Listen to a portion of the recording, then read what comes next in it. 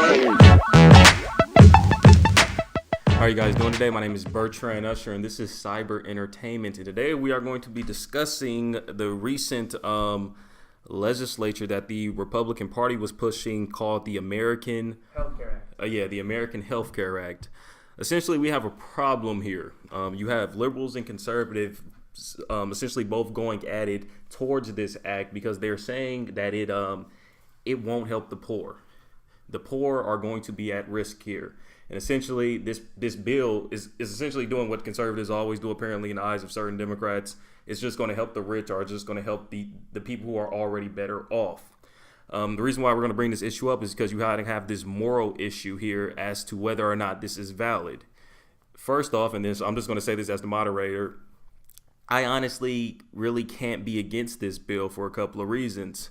The first reason would have to be that the people, the American people, collectively as a republic, chose Trump and essentially chose the House and Congress members whom were also Republican, meaning that Americans somewhat wanted this to happen from a democratic sense.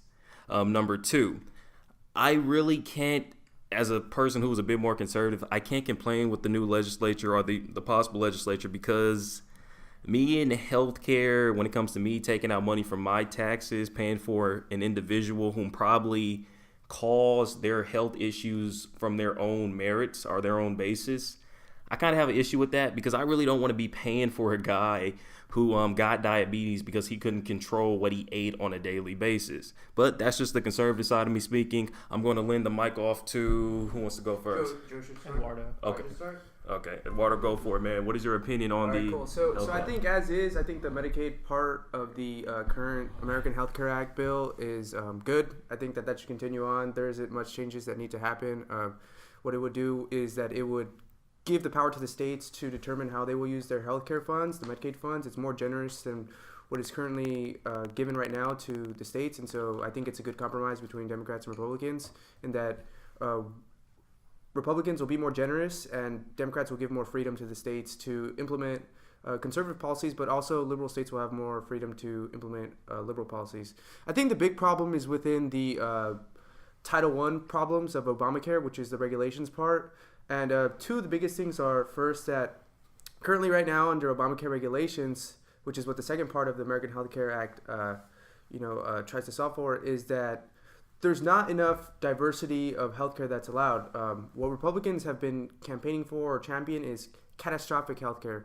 And not just catastrophic healthcare, but universal catastrophic healthcare coverage. That means you get in an accident. That means you get some crazy disease. It doesn't matter where you're from, how much money you make, but you should have access to funds to take care of that illness. That's something Republicans want, but that's not currently right now tenable because of Obamacare regulations, which are very specific about what every single healthcare plan should have.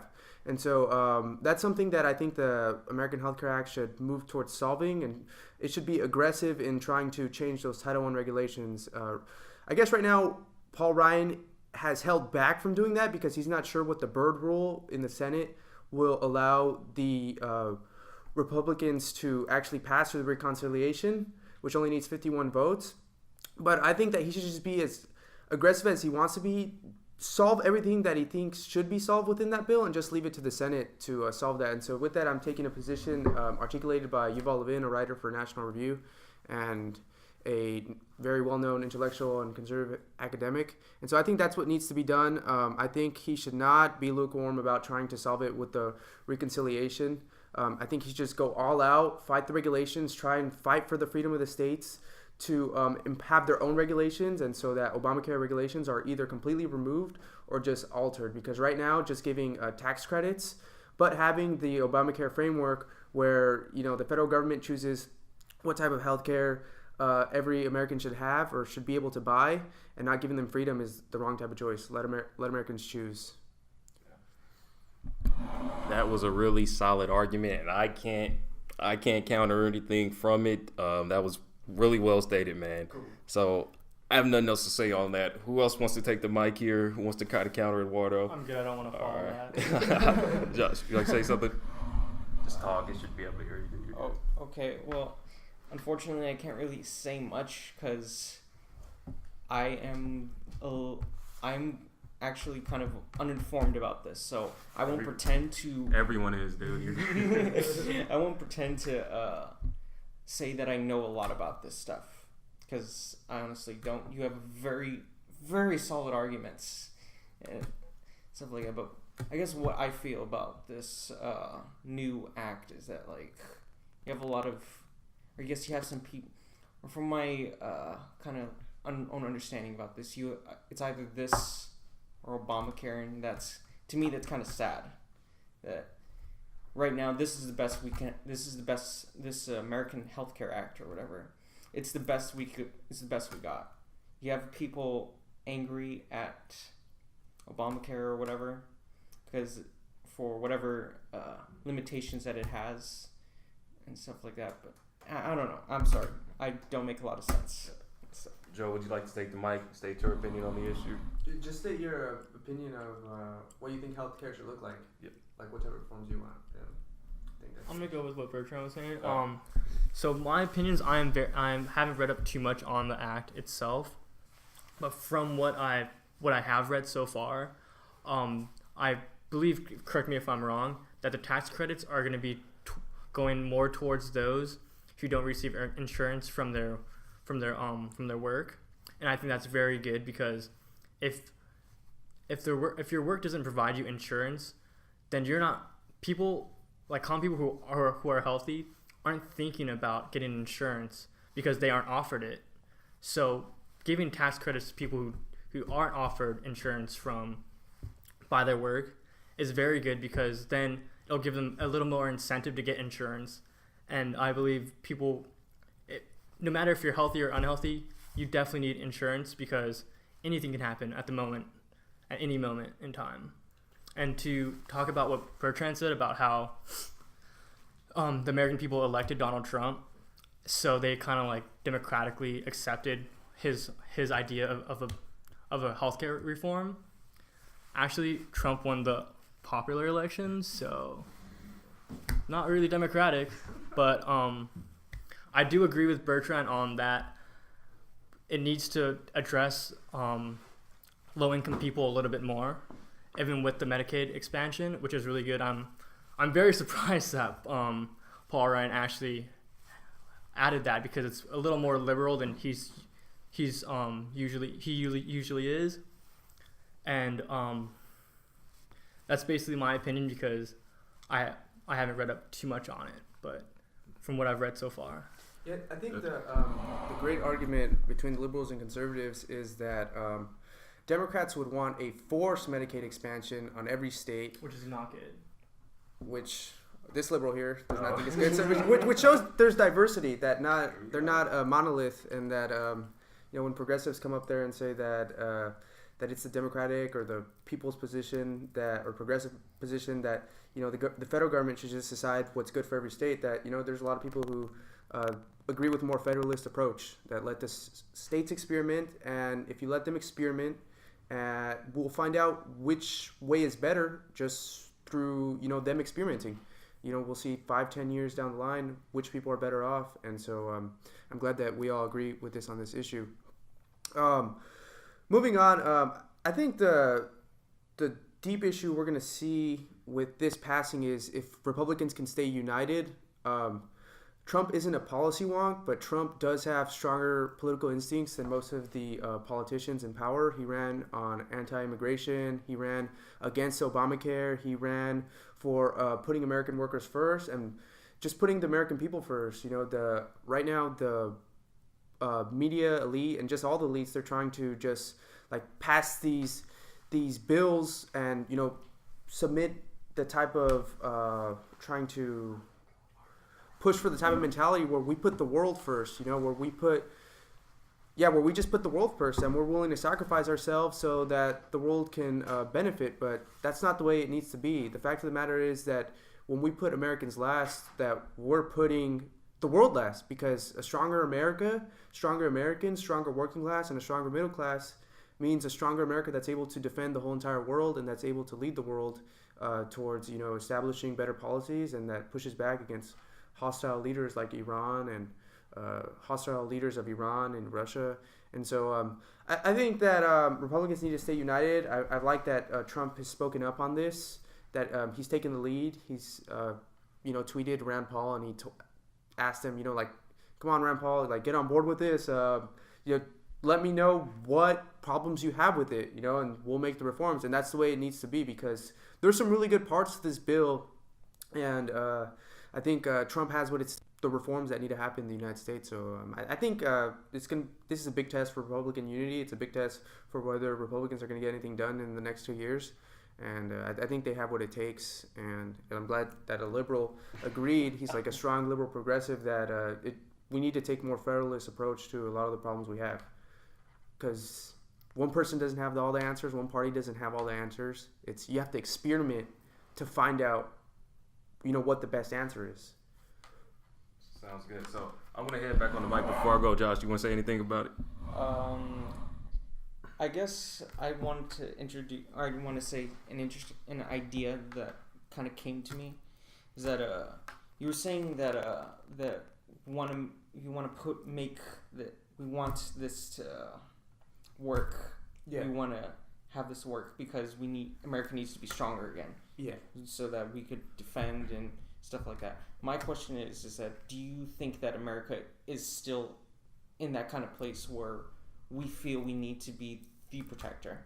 Because I know in a political class that I'm taking right now, it's that America for a good while after like World War II or something like that, we had a good leadership role in world politics and world society. But I think as time has been going, we've kind of been slowly losing that where you get a lot of other countries that are assuming big leadership roles or stuff like that. I'm pretty sure America still has that big leadership role with all our society has to offer. But do you think America still has that leadership? Or I'm sorry, I'm not making a lot of sense. No, I get what you're saying. So you're asking, you're asking a couple things. First, you're asking, is America still that great leader in the world? Two, is America have what it takes to continue this, to keep this going? And I think the third thing would be, should we keep it going? And so I'll answer one by one. So the first thing is we're still the most powerful nation in the world. We have the strongest economy. We have the strongest in innovation. The matter is that we have the strongest governmental system. We have, a great balance of power between the courts, the executive branch, the president, and the Congress, the Senate and the House. And it's divided very equally, so in a way so that, every power checks itself and no power or no branch gets too strong. And this is a problem that we're seeing all around the world, where branches are getting too strong in Europe, in Asia, and Africa, and every single continent. We're one of only a few nations who've actually been able to find a good balance. And we, like political science, would argue as well and agree that, we have the greatest political balance, so we need to be that leader still. And can we keep it going? Yeah, we can keep it going, but I think that the Trump election, this past election, 2016, revealed a lot of what we need to do. We have too much immigration, and the fact of the matter is, when poverty is so cyclical, and most people who are poor stay poor. Why are you going to be letting hundreds of thousands of people who are poor around the world come to the United States who don't have skills, when we have poor people here who have been trapped in poverty for generations? And when you think of how, a lot of these people could come from generations that have fought in wars, who freed the world in World War II, who fought for the world in Vietnam, and, like Korea, the Iraq War, Gulf Wars. I would argue, and I'm sure that most of America would agree, is that, they deserve, some type of benefit from that. And I think that it's just sad when we're, just completely disregarding them. When we're saying, we need to help all the people around the world, so we're going to let, focus our immigration on unskilled people and stuff like that. And I think it's very disrespectful to the working class here who, have just been working hard for generations, who've been trapped in poverty for generations, who fought in wars for generations. And, they haven't seen too much benefits in like the past 30 to 40 years. And so I think that we need to, work on reducing immigration. We need to work on, improving the market economy. We need to work on, getting other people to put more into defense. We can't just be defending the whole world while people have such huge entitlement programs, that Americans don't even have here, because you can't have such a large military with the type of entitlement programs that they have around the world. And so, yeah, people need to put more skin in the game. And I'm glad that Trump won the presidency because, it's made urgent that we fix a lot of the working class problems that the progressives and a lot of the establishment Republicans were not able to solve.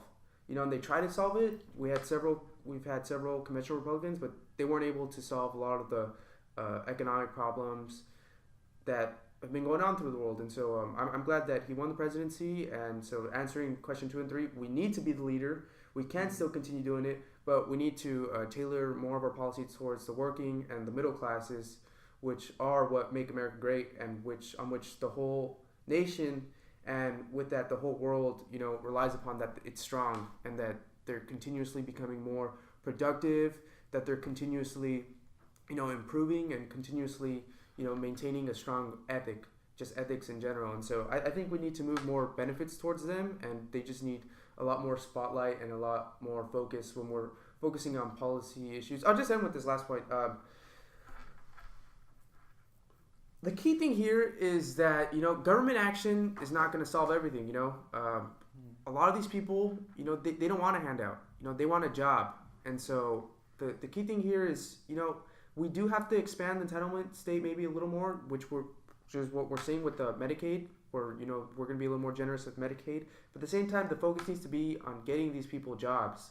And that's what can be solved through an immigration reform. And that's what can be solved through potential trade renegotiations, such as NAFTA. And that's what could be done if, we stop getting involved in so many wars and, allow other people to chip in their own money. And that way we can focus on better schools, maintaining infrastructure, and things like that. And so I think that we do have the power. I think that we need to continue to be the power. But we're going to have to change things up. No more free riders. And we're just kind of going to have to be more tougher on the world. You can't just free ride off on our economy. Everybody has to put skin in the game. And so I think that's what Trump brought to light, that everyone needs to make a sacrifice, and if there's people not making sacrifices, or if the sacrifice is disproportional, then there's something wrong, and it's messed up to the American working class. So, let me step in here because this reminded me of when I took my philosophy course. We learned about the philosophical school of I forgot the name of, but it was judicial. It was under the judicial philosophy. And essentially what you have here is you have this philosophy that is defined as, I don't know the specific name, but I'll find it and I'll leave it in the YouTube comment section, where you essentially have this. Our law system, the way our country works, should go along, essentially follow the fabs of other nations around us. When you talk about this leadership role we as Americans play, the issue in which a liberal could easily target us is, and they can say this, Germany, you got Switzerland, you got Ireland, you have all these first world nations, these developed nations whom are top ranking in life expectancy and overall income. They have programs that we don't have yet. And this is where the issue comes in of us playing a world leader. If we're supposed to be the leader of the free world, then you have nations such as Syria, you have other, third world nations such as, let's say South Sudan, looking up to America, trying to be like us. How are we supposed to respond to them when we say, well, we don't actually have universal health care, we don't have, universal welfare such as nations like Germany?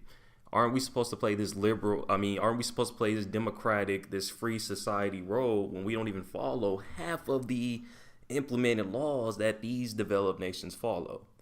I'm curious about that. Do you think we should follow these other nations considering how great they're doing when it comes to universal health care? Because I know the argument against it. A lot of people say, well, we can't follow them because we have 312 million people, while they only have about, I think the maximum number in Germany is 80 million. But I just want to hear you guys' opinion on that. So I guess I'll start off. I'm of the opinion that, there's something to learn from everyone, from every nation, something good and bad. It's obviously true that, every other nation can have some minute part of their system that's better than ours. And I think we really do need to look at other countries such as Switzerland, which does have universal healthcare coverage, but they're forced to buy it, so it's a different way. It's not just given by the government or forced by tax. It's people have to buy it. It's part of the legal system. So I think we do need to look at other systems. Like there's a lot to learn from Norway as well, which have a lot more restricted immigration, which allows a lot more of the immigrants to be assimilated into the system, and which they have. People working low-skilled jobs, but they're paid a lot more than they are, like, say, in America. And the reason they're paid a lot better is because, they have things like less immigration, and, they protect the working class. And so that's something that we definitely need to look at, especially with the working class issue. So I definitely think there's something to learn from them. And in terms of it being, like, contradictory that we're the world leader, but they're beating us in these things, to me, it's being the leader, the world leader doesn't mean you're beating everybody and everything. It just means that overall, you're just doing things better. And, it's a fact that America is doing things better than the overall world, because just look at the wars. When World War II came, we saved the world from being communists either from Stalin or Hitler. When after World War II, Stalin wanted to take over all of Europe. Who stood up? I didn't see South America stand up. I didn't see, Asia, Africa stand up. It's America stood up. A whole continent was about to be taken over by communism, but we stood up. We fought. We spent hundreds of billions of dollars fighting the communists, both in wars and just the Cold War in general. And, we showed the example, because you can give all these people benefits, but you see who's the real leader when trouble comes. And when trouble came, none of these people stood up. It was America who stood up, and that's why we showed we're better. No one else sacrificed their people like we did. No one else sacrificed their resources like we did to save the world from communism. No one else is working as hard as we are to fight against radical Islam, and no one else is fighting as hard as we are to prevent oppressive regimes like Iran and Russia from taking over more power. We stand as a huge wedge, and really the only real wedge against them, like taking over the Middle East and parts of Europe. And so I say that we are the world leader because when trouble comes, we're the ones that stand up, and that's who the real leader is. When trouble comes, who do people turn to? When trouble comes, who stands up? And that's us. So you may be given, these nations may be giving all these people way more stuff, but I think it shows a deep weakness and a deep lack in character of when the world's struggling, when hundreds of thousands of people are dying in Syria, when hundreds of thousands of people are being oppressed by oppressive leaders.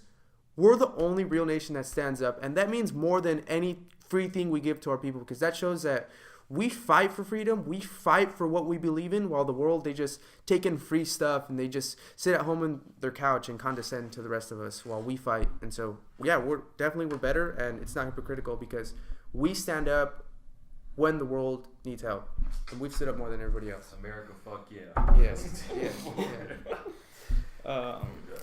It's kind of hard to follow up after that. What was the question again? You want to go for it? So he was asking, what does it say about America when other countries are beating us in terms of more benefits that they have, more social services that they have, and in terms of just beating us in just economic and social things. And then he asked the question too of, can we really be the leader of the world if people are beating us with all types of areas, especially the social service area. But can I step in right quick for a second? You reached a really good point though.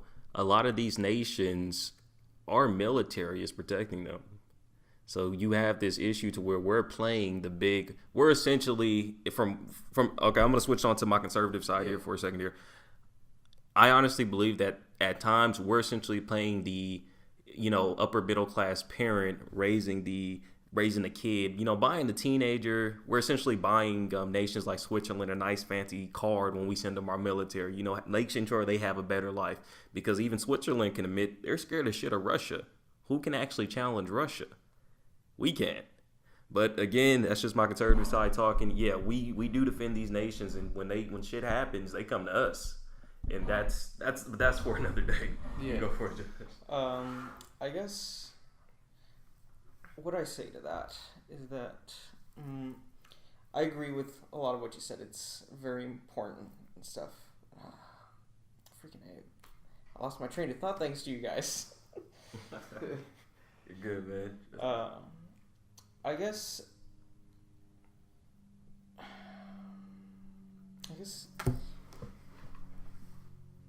it's important that we have difference, I guess. I mean,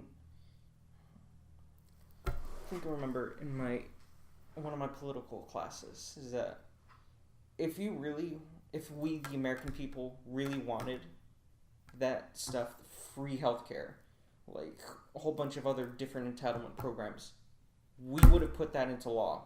We would have put that into action. But I think it goes with that. I think we, the American people, want, or I assume a lot of us want, is that we want the ability to get this stuff on our own. We want the feeling that we earned these programs, or we want the feeling that we earned these entitlements. And I think it's important that we as a world leader have that mentality for our people, that we have a society of people who are willing to fight their own battles, who are willing to fight for, I guess you could call it freedoms, stuff like that. And hopping on the ride of what you were saying, that's what makes us a good world leader. That's what makes us, I guess, a beacon of stuff. Yeah, I'm bad with words. But this all leads to a really good point, and this is why I kind of wish Joe would have stayed here. This goes under the issue of liberalisms and what liberals want in American society today. We have essentially, thanks to, people don't want to admit it, but thanks to militarization, have made ourselves a dominant force on Earth, which the only country to come close to us in military power is between China and Russia. I think China has a higher standard. Those nations are not even close to as free as America is. I mean, you can make fun of America and say, well, you guys still have the death penalty. You guys still have you guys have police brutality. China picks up people on the street in execution vans. Russia, you don't want to be transgender, gay, or anything in Russia besides white and Christian. The reality of it is, and I think this is all, of course, connected to the American Care Act to me, because you mentioned how when people look at our act, they're going to ask, why is it like this? Why isn't it free and for everybody like in Germany or this and that? The reality of it is, and this is my opinion, I think this stubborn mentality of Americans always saying, I want to get mine and that's about it, is the reason why we're here today in such a safe environment. We as Americans love our stuff. We believe that if we work for it, we can get it. And this is why I kind of have this viewpoint similar to yours on the act. A lot of liberals right now, unfortunately, not all, just the really regressive ones, the ones who get angry about anything Trump says. Like if Trump coughs, they call him Hitler for some weird reason. They hate this because they're saying that it's detrimental to the poor and that the poor should get it. However, I ask this question. I have to ask this question. And this is a response to you two as well. In agreement, we went 150 years without any kind of universal health care policy. Humanity has done it for a very long time. The reality of the situation is not everyone needs health care, in my opinion. It sucks to say it. I think people... Okay, step back a bit here. Here's the main problem, and I'm getting my information. This is from what I've learned so far. The issue that people are currently having with this healthcare, implementation by the Republican Party is this. They're saying that it is not fair to the poor people because if they don't have it, they're going to have to pay the entire fee for essentially being sick. So instead of paying, the $200 fee from the hospital, you're going to pay $4,000, $5,000. That's the issue here, and that's what people don't like. My opinion is on this issue is if you don't have a job, if you didn't save up proper amount of money and you all of a sudden break your leg or get sick, that $4,000 fee you're paying, that's life. That's life. I'm not going to really take out the dime of my buck to pay for what you fucked up on because, hey, I'm not sick. Why do I have to pay for yours? I got a job. I got my own health care through my job. That's the conservative side of me stepping in and saying, essentially, individual responsibility, you're on your own, you're going to have to pay the fee. However, I'm going to step into the liberal side of this. If I could talk to conservative Bertran, I'll say, Bertran, you're fucked up, dude. Because what if you were in that position? And that's the problem here because, yeah, you have a bunch of shitty people who just get injured for stupid ass fucking reasons. But then you probably also have that college kid who's working his ass off studying 24/7 who just learned through his parents that he's illegal and can't get health care. Do you take that risk when it comes to legislature like this being mentioned and put people like him or her in that position? Because you have the prisoner's dilemma as well where people say, you know, the quote, I'd rather have 10,000 guilty men go free than have one innocent man in jail. That's the controversy here. Do we punish those whom did not prepare, you know, have self, you know, responsibility in themselves and have discipline in themselves to keep themselves healthy? Or do we just step over the bounds and say, we'll take everyone in because we don't want to risk having that other person fuck up their life because they didn't pay? You can go for it. Yeah, I think what both the things you said, where you first raised the fact that, you know, for all of human history, people didn't have healthcare, but somehow people still got along.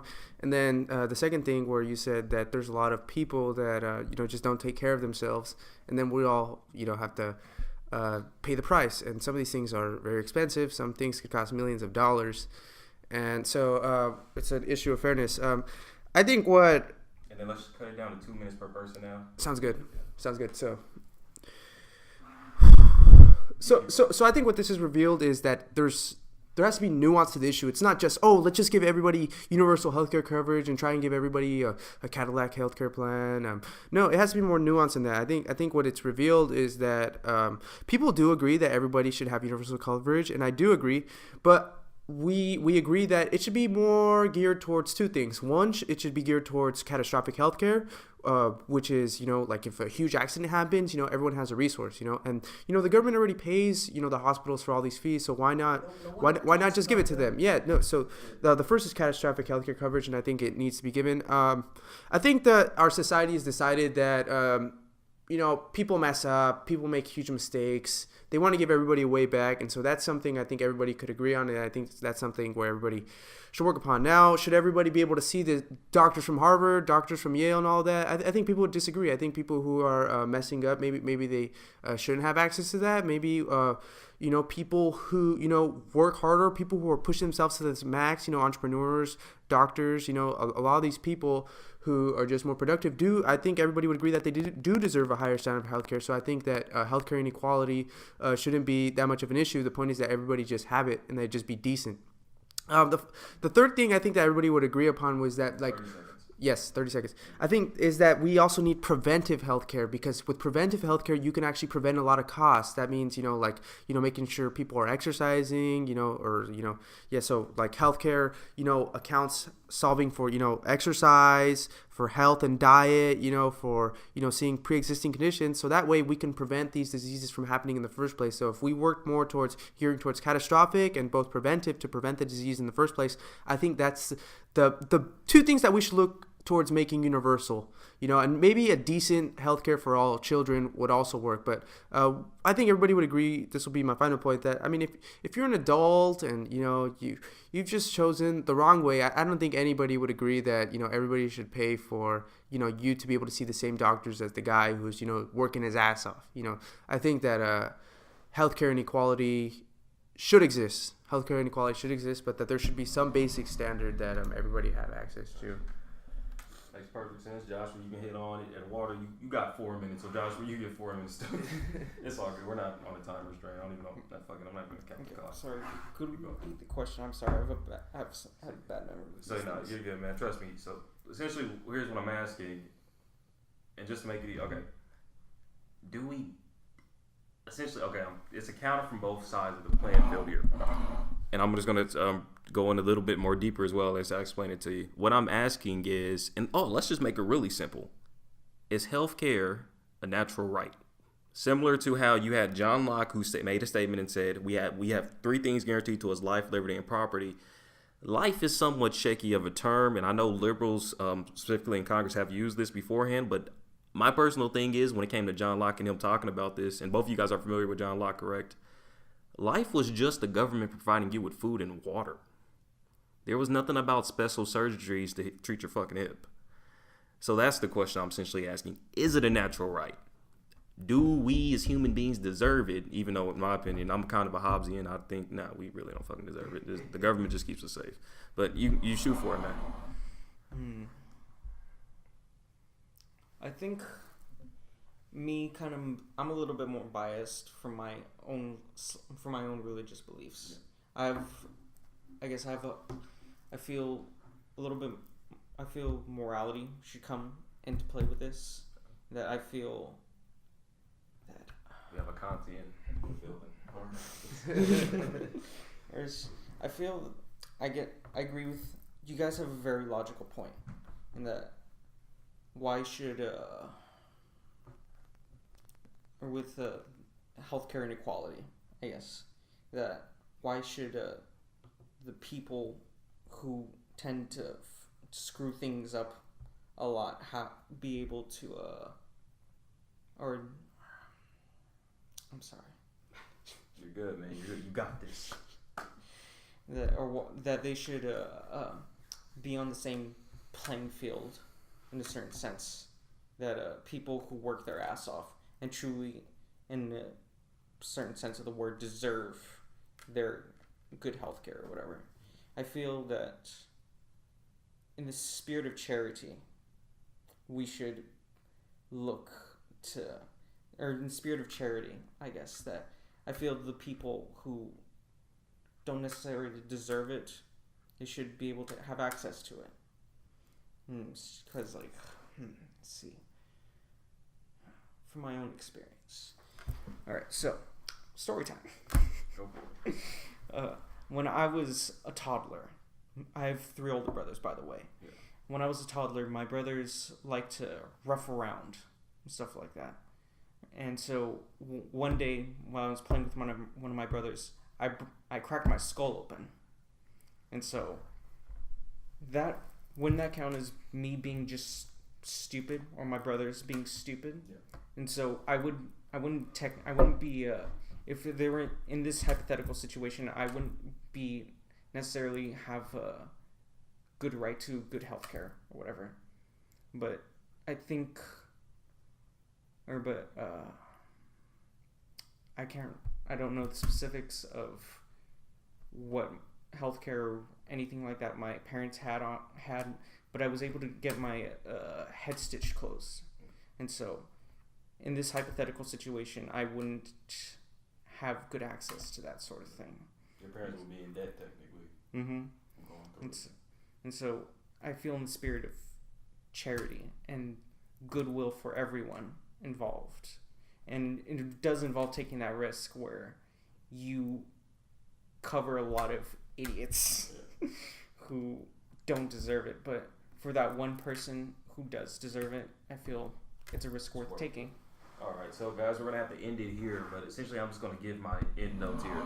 Both of you guys made really good points. I loved it, man. But I'm going to end it by asking you guys, the viewers, this question.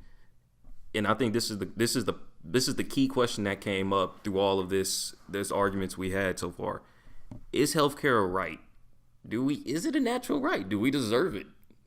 Did God, or whatever you believe in, hell, even in the state of nature, do we as human beings naturally want to help each other and help fix each other up and things of that matter? But again, that's up to you guys to decide whether or not, let's say if they put the implementation in for the American Affordable Care Act, hopefully they will abide by the rules that you guys just stated. Hopefully they will add these implementations like what you said, Eduardo. But as of right now, just wait. Let's not trip over and listen to fake news articles. Let's just wait it out and hear it fully. This has been Cyber Entertainment, guys. Can you guys exit out by just saying your names and saying peace out? Yeah, hi, my name's Eduardo. I'll be transferring this year from El Camino College. I'm a political science major. Hi, I'm Josh, the awkward sounding one. And hope you have a good day. All right, guys, and that's it. So we're done, dude. Cool. Good. So a couple of things